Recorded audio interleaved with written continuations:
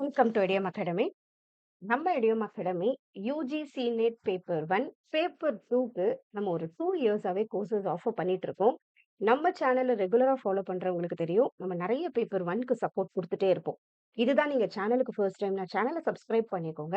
நம்ம சேனல்ல போய் பிளேலிஸ்ட்ல பாத்தீங்கன்னா நம்ம நிறைய வீடியோஸ் பேப்பர் 1 ரிலேட்டடா ஸ்டாண்டர்டா போட்டிருப்போம். ஏன்னா நமக்கு நிறைய பாசிட்டிவ் கமெண்ட்ஸ் வந்திருக்கு. நிறைய பேர் யூடியூப் சேனல்ல இருக்கிறத மட்டும் பார்த்து கூட நல்ல மார்க் ஸ்கோர் பண்ணியிருக்காங்க. கூட நம்ம கோர்சஸும் பண்ணிட்டு இருக்கோம். ஸோ அதுலயும் நல்ல மார்க் எடுத்தவங்களும் நிறைய பேர் இருக்காங்க. ரைட்டா? ஸோ இதுதான் ஃபர்ஸ்ட் டைம்னா நீங்க கொஞ்சம் போய் பாருங்க. உங்களுக்கு நிறைய விஷயம் புரியும்.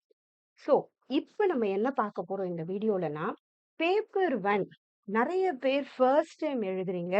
இல்ல நீங்க முதல்லயே எழுதியிருந்தீங்கன்னா தெரியும். பேப்பர் 1 நம்ம யுஜிசி நெட் கிளியர் பண்றதுக்கு ஒரு மேஜர் ரோல் ப்ளே பண்ணும். நிறைய பேர் பண்ற தப்பு, பேப்பர் 2க்கு இம்பார்ட்டன்ஸ் குடுத்துட்டு, பேப்பர் 1 கொஞ்சம் அப்படியே படிக்காம விட்டுர்றது. இல்ல அந்த அளவு பிராக்டிஸ் பண்றது இல்ல. இன்னொன்னு தேவைப்படுறத படிக்காம, சிலபஸ்ல இருக்கிறத மட்டும் ஓரளவு மட்டும் புரிஞ்சுட்டு போறது. அந்த மாரி நெறைய தப்பு நம்ம பண்ணிட்டு இருக்கோம். ஸோ இந்த தடவ ரைட்டா? எது நமக்கு தேவையோ, எந்த டாபிக்ஸ்லாம் அப்டேட் ஆகுதோ, அதெல்லாம் பார்த்து கரெக்ட்டா படிச்சுட்டு போங்க. அதுதான் யூஸ்ஃபுல்லா இருக்கும். ரைட்? ஸோ பேப்பர் 1 நம்மளால இதுதான் வரும்னு சொல்லவே முடியாது. ஸோ இப்ப நம்ம பார்த்துட்டு இருக்க 2 சைக்கிள்லுமே நெறைய அப்டேட்டட் கொஸ்டின்ஸ்க்கு இம்பார்ட்டன்ஸ் குடுக்குறாங்க.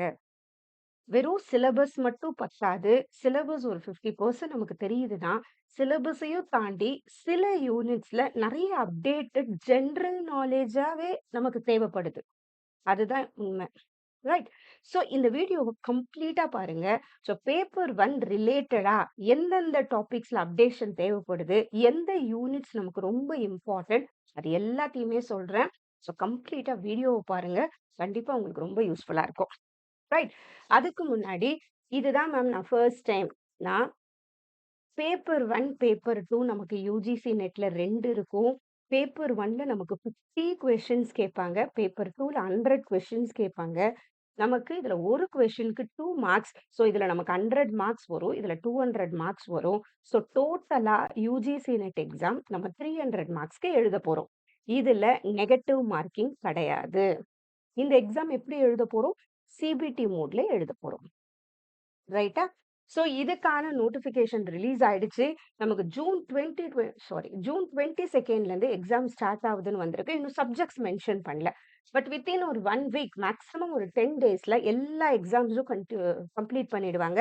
இப்போ யுஜிசி நெட் மொத்தம் 87 சப்ஜெக்ட்ஸ்ல எக்ஸாம்ஸ் கண்டக்ட் பண்றாங்க. ஸ்டாட்டிஸ்டிக்ஸ், ஃபாரஸ்ட்ரி இது 2த்தையும் இப்போ இம்பார்ட்டன்ட்டா ஆட் பண்ணியிருக்காங்க புதுசா. ஸோ நீங்க யுஜிசி நெட் எழுதலாம்னு பிளான் பண்றீங்க. ரைட். நீங்க மாஸ்டர்ஸ் முடிச்சிருக்கீங்க. இல்ல நீங்க இப்பதான் ஃபைனல் இயர்ல இருக்கிறீங்கனாலும், நீங்க இதுக்கு எலிஜிபிள். ஸோ இதுதான் ரைட் டைம். ஏன்னா இப்ப ஃபைனல் இயர்ல இருக்கும்போது, உங்களுக்கு அப்படியே ஒரு சப்ஜெக்டான ஒரு டச் இருந்துட்டே இருக்கும். ஸோ எக்ஸாம் ஈஸியா அட்டெண்ட் பண்ண முடியும். ஸோ இது பெஸ்ட்டு. நீங்க ஃபைனல் இயர்ல இருந்தே உங்களோட பிரிப்பரேஷன ஸ்டார்ட் பண்ணுங்க. ரைட்.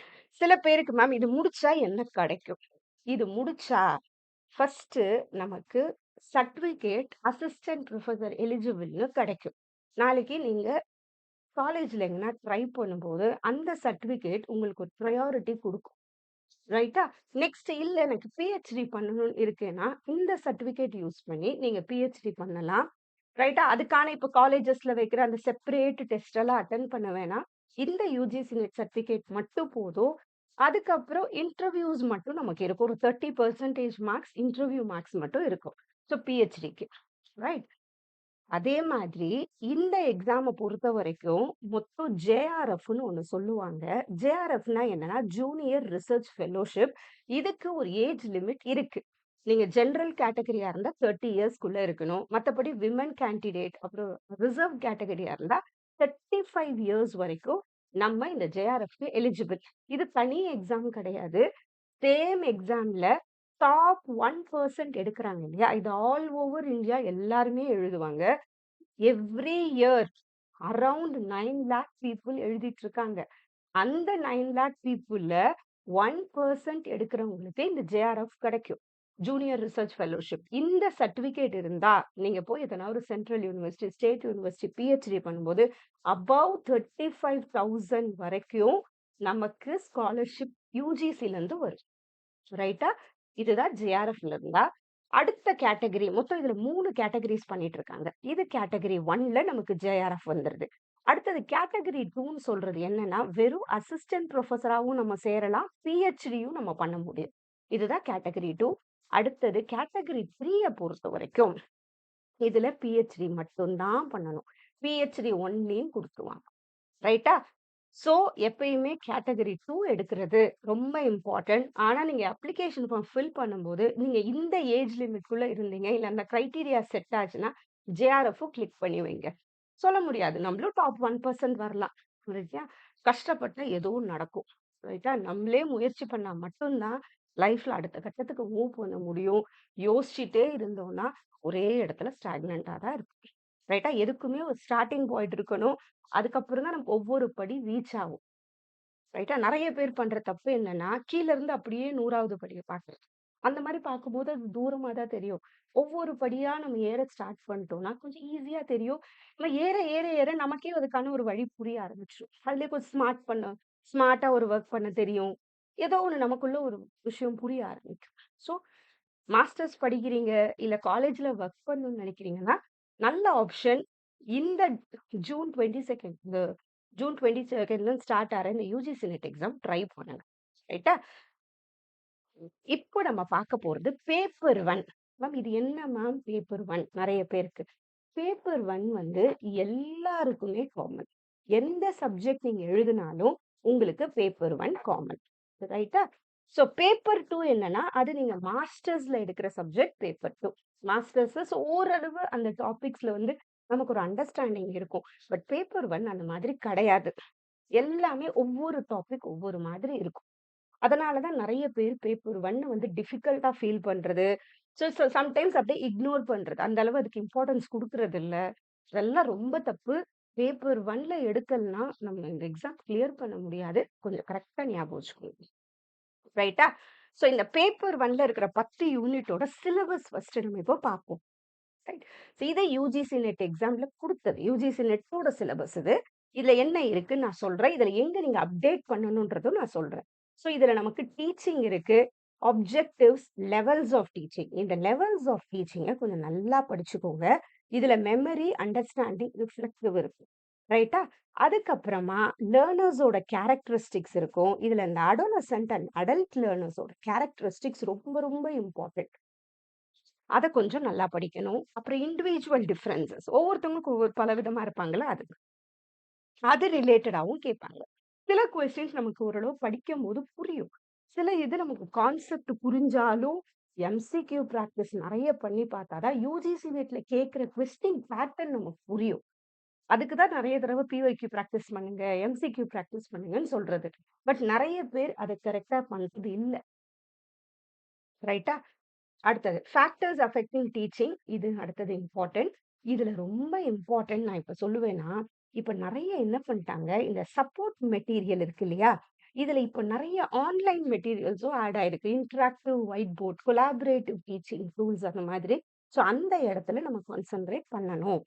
அடுத்தது இன்ஸ்ட்ரக்ஷனல் ஃபெசிலிட்டீஸ்ன்னு சொல்றது என்னன்னா, இப்ப கிளாஸ்ல எப்படி ஒரு டீச்சர் கன்டென்ட்ட கொண்டு போவாங்க.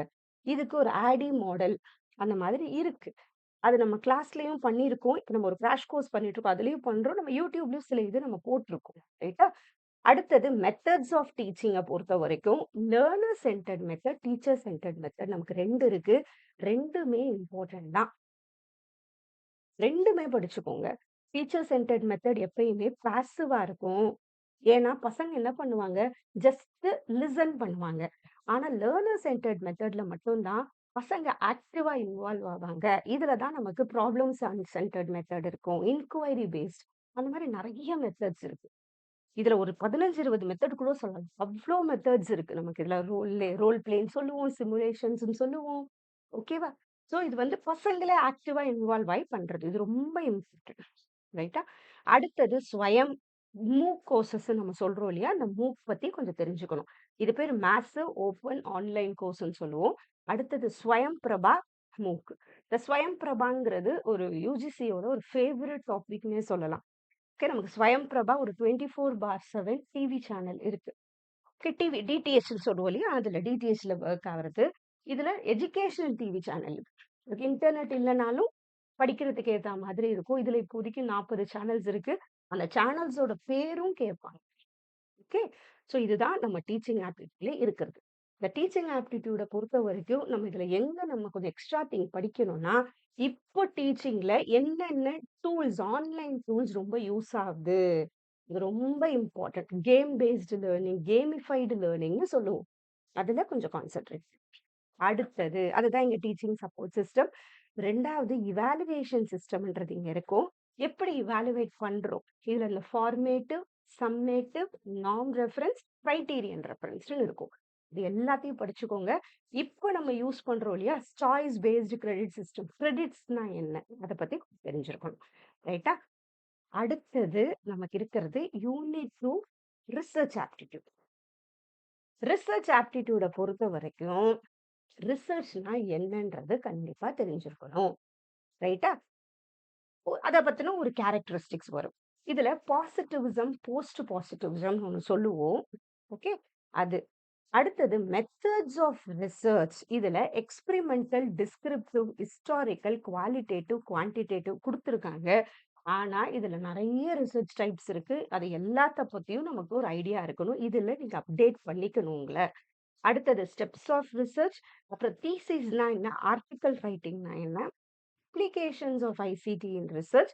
இந்த பார்ட்ல நம்ம கொஞ்சம் அப்டேட் பண்ணிக்கணும். ஏன்னா ரிசர்ச் டூல்ஸ்ன்னு சொல்லுவோம். இப்ப நெறைய ரிசர்ச் டூல்ஸ் வந்துருச்சு. ரைட்டா? இப்ப நம்ம லிட்ரேச்சர் ரிவ்யூன்னு சொல்லுவோம். அதுக்கு வந்ததுலருந்து பிளெஜரிசம். நம்ம ரிசர்ச்ல பண்ற தப்ப பிளெஜரிசம் சொல்லுவோம். கிரெடிட்ன்னு ஒண்ணு சொல்லுவோம். ஸோ அத பத்தியும் நமக்கு தெரிஞ்சிருக்கும். அதுக்கு என்னென்ன டூல்ஸ் யூஸ் ஆகுது? அப்புறம் ரிசர்ச்சோட எத்திக்ஸ். ஸோ இந்த டாபிக்க பொறுத்தவரைக்கும், நம்ம டைப்ஸ் ஆஃப் ரிசர்ச் கொஞ்சம் நல்லா படிச்சுக்கணும். ரைட்டா? அடுத்தது ரிசர்ச்சோட டூல்ஸ் கொஞ்சம் படிச்சுக்கணும். அதுக்கப்புறம் இதிலேயே கொஞ்சம் எத்திக்ஸ்ன்னு வர்றதுல ரிலையபிலிட்டினா என்ன? வேலிடிட்டினா என்னன்னு ஒண்ணு இருக்கு. அதையும் கொஞ்சம் நம்ம படிக்கணும். அதுவும் இம்பார்ட்டன்ட் இது. ரிலையபிலிட்டி, வேலிடிட்டி இதையும் கொஞ்சம் படிச்சுக்கோங்க. ரைட்டா? இதுதான் நம்ம யூனிட் 2ல இருக்க ரிசர்ச். ரைட். அடுத்தது இதுல இன்னும் ஒண்ணே ஒண்ணு சொல்லணும்னா, கொஞ்சம் ஸ்டாட்டிஸ்டிக்ஸ் கொஸ்டின்ஸ் கேட்கறாங்க. எங்க மேம் ஸ்டாட்டிஸ்டிக்ஸ் வரும்னா, நம்ம குவான்டிடேட்டிவ் ரிசர்ச்ன்னு ஒண்ணு பண்றோம் இங்க.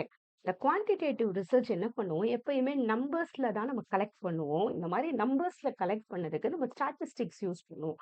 இந்த ஸ்டாட்டிஸ்டிக்ஸ் டிஸ்கிரிப்டிவ், இன்ஃபரன்ஷியல்னு பிரியும். ஸோ இது ரிலேட்டடா கொஞ்சம் நமக்கு தெரிஞ்சிருக்கணும். இந்த கொஸ்டின்ஸ் எல்லா ஷிஃப்ட்ஸ்லயுமே அட்லீஸ்ட் ஒரு ஸ்டாட்டிஸ்டிக்ஸ் கொஸ்டின்ஸ் இப்ப இம்பார்ட்டன்ட்டா கேட்கறாங்க.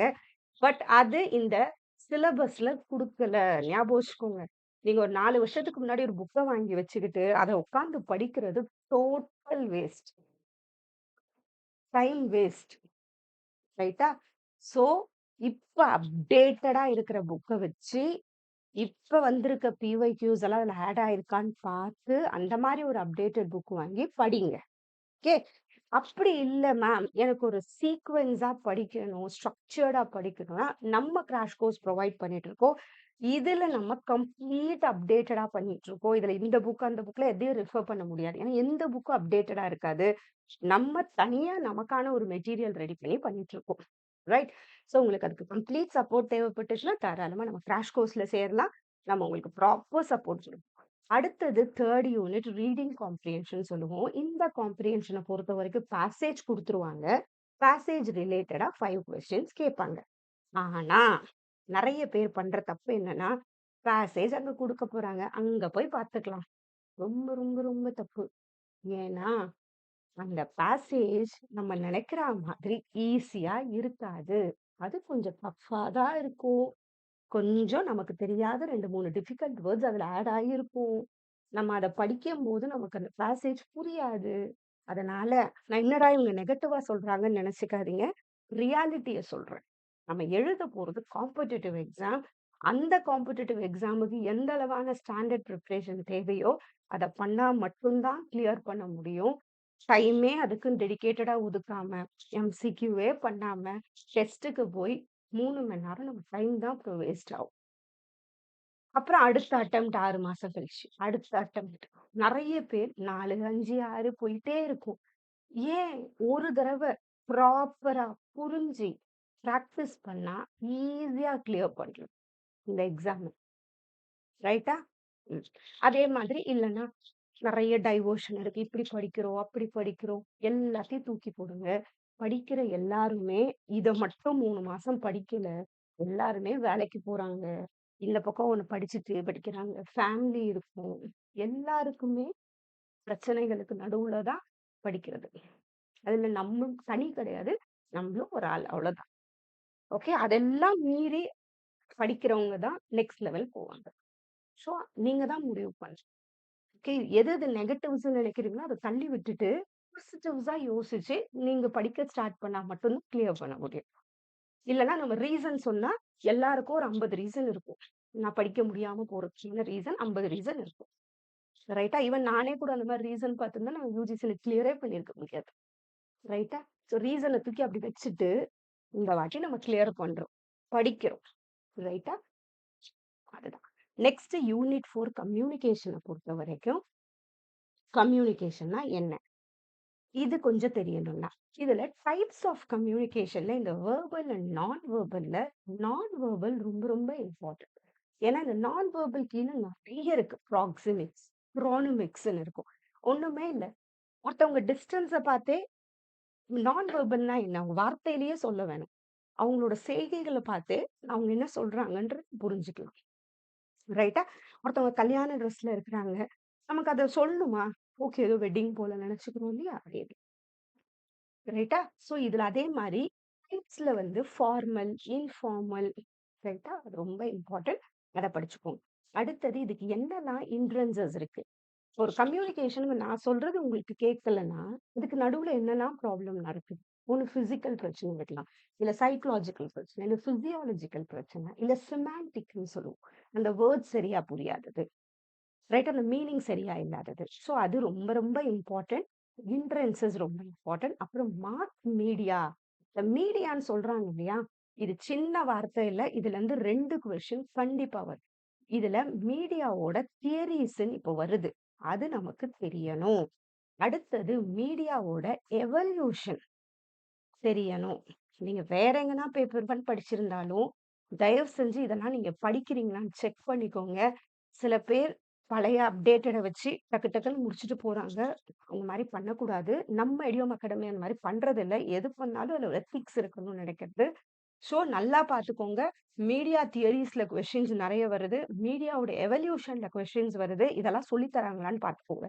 அடுத்தது மீடியா ரிலேட்டடா இன்னும் நெறைய சின்ன சின்ன டெர்ம்ஸ் இருக்கு. பிரைம் டைம் என்ன? டிஆர்பி என்ன? அதெல்லாமும் போன வாட்டி கேட்டிருந்தாங்க. ரைட்டா? எல்லோ ஜர்னலிசம்னு ஒண்ணு இருக்கு. அப்டின்னா என்ன? புரோபகேண்டானா என்ன? ஸோ நெறைய இருக்கு அதுல. ஸோ அந்த மாரி சின்ன சின்ன வார்த்தைகள என்ட்ரோபின்னு ஒண்ணு இருக்கு. நெறைய இருக்கு அதுல. ஸோ அது எல்லாமே தெரிஞ்சிருக்கணும். ஏன் நம்ம இவ்ளோ சொல்றோம்னா, நம்ம ஒரு 4, 5 சைக்கிள்ஸா பார்த்துட்டே இருக்கோம். நெறைய கொஸ்டின்ஸ் பார்க்குறோம். ஸோ கிளாஸஸ் பண்ணிட்டே இருக்கோம். பேப்பர் 1க்குனால எந்த இடத்துல கொஸ்டின்ஸ் அப்டேட் ஆகுதுன்றத பார்த்துட்டே இருப்போம். ரைட்டா? ஸோ நெறைய இடத்துல இந்த கம்யூனிகேஷன பொறுத்தவரைக்கும், என்ன பொறுத்தவரைக்கும் 5 கொஸ்டின்ல 3 கொஸ்டின் ஜெனரல் நாலேட்ஜா தான் இருக்கும். ஈவன் லாஸ்ட் டைம் மீடியா ரிலேட்டடும் கேட்டிருந்தாங்க. ட்ரிபிள் ஆர் மூவி எப்போ ஆஸ்கார் வாங்குச்சுன்னு கேட்டிருந்தாங்க. அப்புறம் இங்கிலீஷ் மூவிஸோட சீக்வென்ஸ் கேட்டிருந்தாங்க. எந்த மூவி ஃபர்ஸ்ட் வந்துச்சு? ஆலமரா? அந்த கொஸ்டின் வந்துச்சு.